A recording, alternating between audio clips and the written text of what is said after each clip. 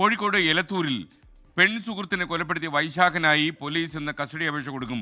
Koyilandy magistrate കോടതിയിലാണ് അപേക്ഷ കൊടുക്കുക. 5 ദിവസത്തേക്ക് കസ്റ്റഡിയിൽ വേണമെന്നാണ് പോലീസിന്റെ ആവശ്യം.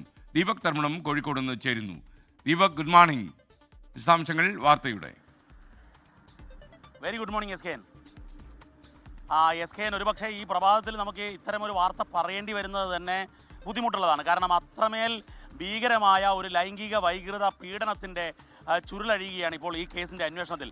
ഞാൻ അല്പം മുൻപ് എലത്തൂർ IP-യുമായി സംസാരിച്ചപ്പോൾ ചില ഞെട്ടിക്കുന്ന വിവരങ്ങളാണ് കിട്ടുന്നത്. അതായത് ഈ വൈശാഖിൻ്റെ ഭാര്യയുടെ സഹോദരി, അത് ആ കുട്ടി 10ാം ക്ലാസ്സിൽ പഠിക്കുന്ന വേളയിൽ തന്നെ ആ കുട്ടിയെ ആദ്യമായി മാനസികമായി അടുക്കാൻ ശ്രമിക്കുന്നു. അത് കഴിഞ്ഞ് ലൈംഗിക വേഴ്ചയ്ക്ക് ഇരയാക്കുന്നു. അങ്ങനെ വർഷങ്ങളോളം ലൈംഗിക പീഡനം തുടർന്നു.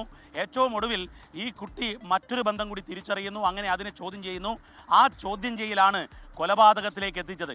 ഒരുമിച്ച് ആത്മഹത്യ ചെയ്യാമെന്ന് പറഞ്ഞ് വിശ്വാസമാർജിച്ചുകൊണ്ട് കൊലപ്പെടുത്തുക, അതും വലിയ ബുദ്ധി ഉപയോഗിച്ചുകൊണ്ടുള്ള ഒരു ശാസ്ത്രീയമായ കൊലപ്പെടുത്തൽ. കയറിൽ കെട്ടിത്തൂങ്ങുന്നു, അത് കഴിഞ്ഞ് സ്റ്റൂൾ തട്ടി മാറ്റുന്നു. അങ്ങനെയുള്ളൊരു കൊലപാതകമാണ്. ഈ കേസിൽ നിലവിൽ പോക്സോ വകുപ്പ് കൂടി ചേർത്തിട്ടുണ്ട്. അപ്പോൾ പോക്സോ വകുപ്പ് കൂടി ചേർത്തുകൊണ്ട് തന്നെ അതിൽ കൂടുതൽ അന്വേഷണത്തിലേക്ക് കടക്കണം. അതിൻ്റെ ഭാഗമായാണ് ഇന്ന് കൊയിലാണ്ടി മജിസ്ട്രേറ്റ് കോടതിയിൽ കസ്റ്റഡി അപേക്ഷ സമർപ്പിക്കുന്നത്. 5 ദിവസത്തേക്ക് കസ്റ്റഡിയിലെടുത്തതിന് ശേഷം വിശദമായി ചോദ്യം ചെയ്യണം. കാരണം പ്രാഥമികമായ ചോദ്യം ചെയ്യലിൽ തന്നെ ചില വിവരങ്ങൾ പോലീസിന് കിട്ടിയിട്ടുണ്ട്. അതിൽ ഭീകരമായ ലൈംഗിക വൈകൃത പീഡനത്തിൻ്റെ ചില വിവരങ്ങളാണ്. അതിലേക്ക് ശാസ്ത്രീയമായ തെളിവെടുപ്പിലേക്ക് കടക്കേണ്ടതുണ്ട്. കാരണം ഇതൊരു കൊലപാതകമാണ്.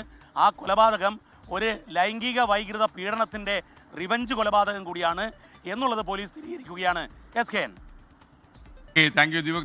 ലോകത്തെവിടെയായാലും ഏത് സമയത്തും 24 വാർത്തകളും ഓഗ്മെന്റഡ് റിയാലിറ്റി പാക്കേജുകളും എക്സ്പ്ലെയിനറുകളും വിശദമായി കാണാൻ ഞങ്ങളുടെ YouTube ചാനൽ നിങ്ങൾക്ക് സബ്സ്ക്രൈബ് ചെയ്യാം.